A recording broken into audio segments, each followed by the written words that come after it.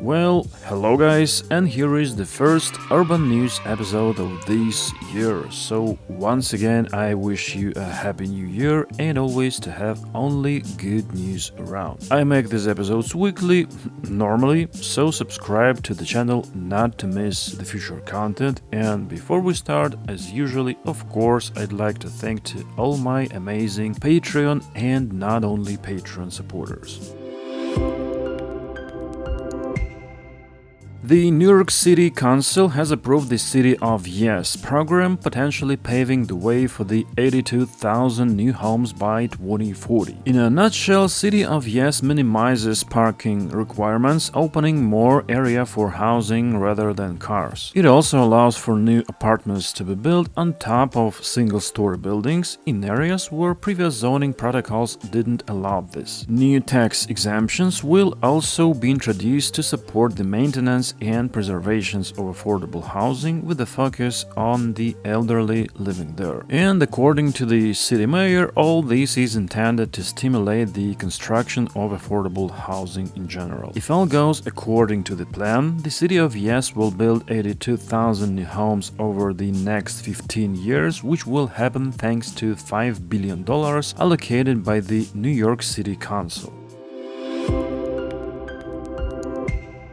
In Australia, the first Marion series passenger train has started operating on the line between Sydney and Newcastle. The company says that the first new intercity trains in almost 2 decades will provide the millions of passengers who use this line each year with a significantly improved level of comfort. The old trains were a hotspot for graffiti vandals and other antisocial behaviors, so the new ones will feature the most advanced video surveillance system.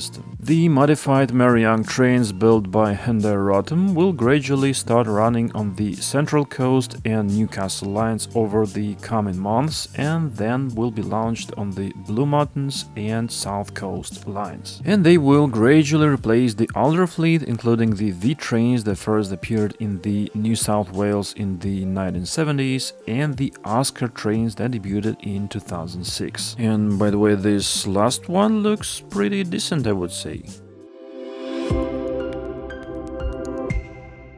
The City of London Corporation has approved a plan to build a new tall skyscraper in the financial district. The corporation's planning committee voted in favor of the 74-story tower at 1 undershaft. A planned tower between the Gherkin and Cheesegrater skyscrapers will rise to 309 meters, which will be higher than the district's current skyscraper peak at 22 Bishopsgate. The site will have about 154,000 square meters of office spaces, public gardens, cultural spaces, and restaurants. Earlier in 2019, the city approved the project for a tower on this site, but the owners changed the design to meet the needs of companies in the post-pandemic period. The latest design is roughly the same height as London's tallest tower, the Shard, which stands south of the Thames next to London Bridge Station.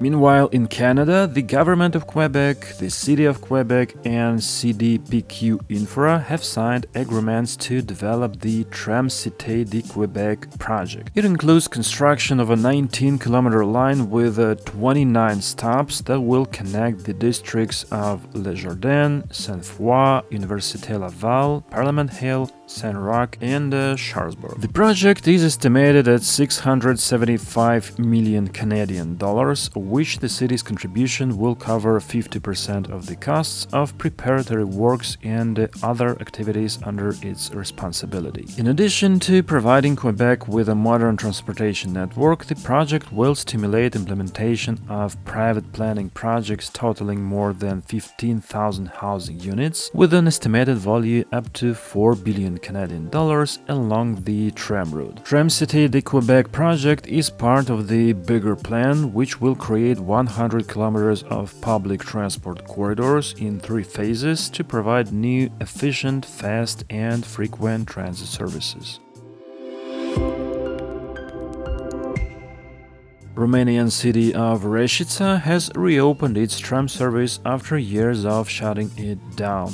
The last time trams in the city operated in 2011. For years, the modernization and reopening of the line had been a matter of controversy, but a breakthrough came with EU funding. Tracks, overhead lines, and power supply were completely repaired and renewed on the most of the line, and depots and stops were also completely renovated. 13 low-floor trams were ordered from the Turkish manufacturer Durmazlar, which delivered two-section trams for two-way operation, 19 meters long and 2.4 meters wide. The line in total is 9 kilometers long and serves 18 stops. On December 1st, 2024, the first public trips took place along the entire route between the Kaufland and Republic Square stops, allowing Reșița residents to test the new trams.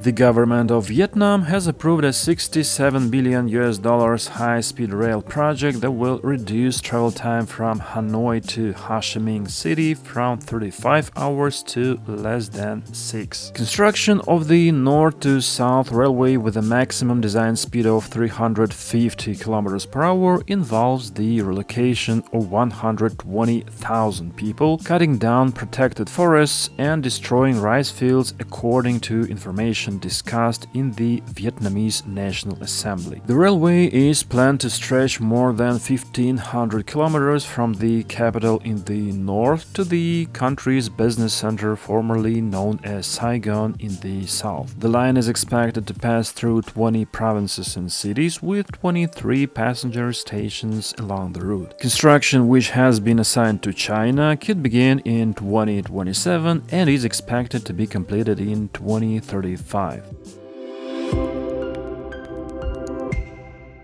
And finally, in favor of the new year, here are some urban news stats. As for now, not counting this one, I have already released 47 news episodes, and in total they covered 353 different news events from around the world. And here is the list of the most frequently mentioned countries. The United States won this imaginary championship, followed by Germany, France, Poland, and Sweden in the top 5. This year I plan to count these stats from scratch, so we'll see who will be in the lead this time. The main thing I hope for is to have more good news and less bad ones. And that's all the news for this time. Hope you enjoyed this episode. Thanks for watching and see you in the next videos.